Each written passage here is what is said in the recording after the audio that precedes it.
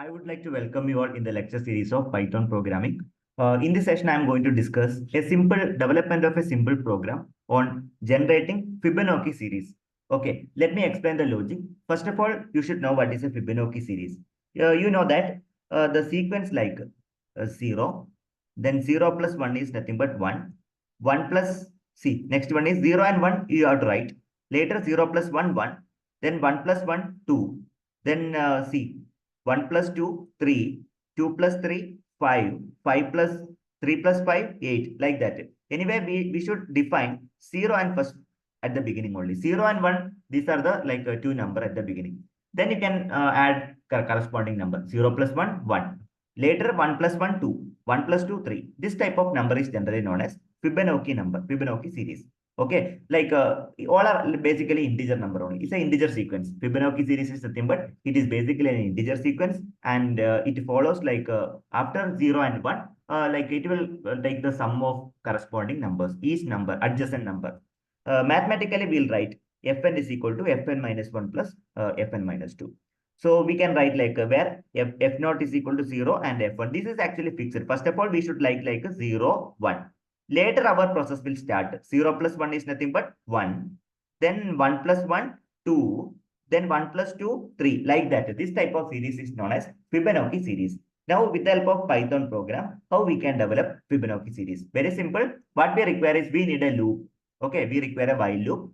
And definitely, we can follow the simple logic. The two things, we need a loop because there are repetitive procedures required, and we require an ending also, like 100 sequence length you can decide. Okay, based upon that, we can easily write the Fibonacci series because it's an infinite series. No, but in our program, we can decide a certain limit, Fibonacci limit that can be made it as 10, or we can go for 100. That is up to you.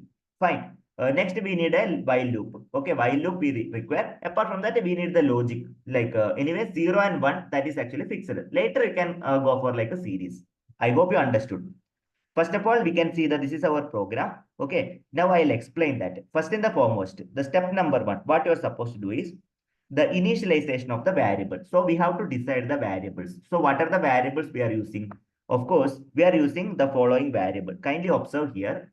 First of all, n is equal to 10. That means it sets the number of Fibonacci number. I can make it 20 or I can make it 100. However, let us have a testing only. So we'll make like a 10. Fibonacci length is 10. Up to 10 number I need to print. Okay. Next variable is number 1 equal to 0. NUM1. That means initialization. First number must be 0 only. I already mentioned you that first number should be 0. Now I am going to define another number. What could be the number 2? Of course, number 2 also should be 1. Initially, I have to confirm it first of all. Next is actually, you can see what could be the next number? Next number is the sum of two adjacent number, 0 plus 1. That is equal to 1 only. Correct? No. So I'll be writing the next number is equal to next underscore number that is equal to 1 only. But what is 1 here? 1 is number 2. Okay. Now let us make like a count is equal to 1 initially. This is our counter to keep track how many number we have printed. How about the number that we are going to print? That is actually called a count. Okay, till here we call it as initialization of the variable. So please look once again, identify the variable and how it has been done the initialization. Those things you please understand. Once it is understood, definitely remaining step will be very simple. You should know the how does while loop work. You can refer my previous lecture series. Yeah. So moving further, I would like to go for loop. Now let us go for the loop statement. I'm going to discuss about the while loop. So here, keyword is of course while only. While is the keyword. Please make a note. Then you have to provide a space. Now let us see the count, variable count. So how long we require Fibonacci series? We require up to 10. So count less than or is equal to 10. Then colon. That is a syntax that you have to study. Now you have to print. So now we can write while count less than or is equal to n. This loop will continue running as long as the count is less than or is equal to n. So what is the n? In the context, we have mentioned n is equal to 10. If you want, you can change the limit. Like n, you can change 100 also. That is up to the developer. And it makes sure that we are printing the 10 numbers. That is why we are maintaining like n is equal to 10. Now moving on to the third step, we are printing the current Fibonacci series. Okay, right now we are supposed to whatever the Fibonacci series. Of course, initially it will be like 0 and 1. Okay, Now print next number end. That means it will be printing like see this print the current next number followed by a space instead of new line. Instead of printing vertically, if I remove end, you can try once. If I remove the end, what will happen? It will print like a vertically. But I don't want to make printing like a vertically. I require horizontal printing. So that purpose, what I did is I used next underscore number. This number, see next underscore number, comma end. Okay, like it will print sequence. Next number I already defined at the beginning only. I think you can see very properly. Yeah. So I think step number 3 is clear to everybody. So moving on to the next step.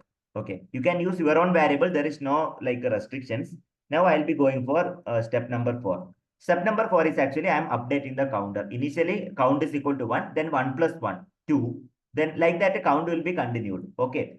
Later, actually, I need to use the logic. I wanted to update the Fibonacci number. How to update the Fibonacci number? Anyway, I already defined NUM. NUM is 0 only, correct? NUM2 is what? 1. Okay. That is equal to NUM2. NUM2 will be stored in place of NUM1, and this will be stored in NUM2. Okay. And you need to apply the logic. The next number is equal to sum of previous numbers. That is NUM1 plus NUM2. That is the key logic here. So as you can see here, NUM1 is equal to NUM2, comma next number. This update NUM1 to the value of NUM2 and NUM1 to the value of next number. I already told you, no, x comma y is equal to 3 comma 2. What does it mean? 3 will be stored into the variable x. The value 2 is stored into the variable y, like that.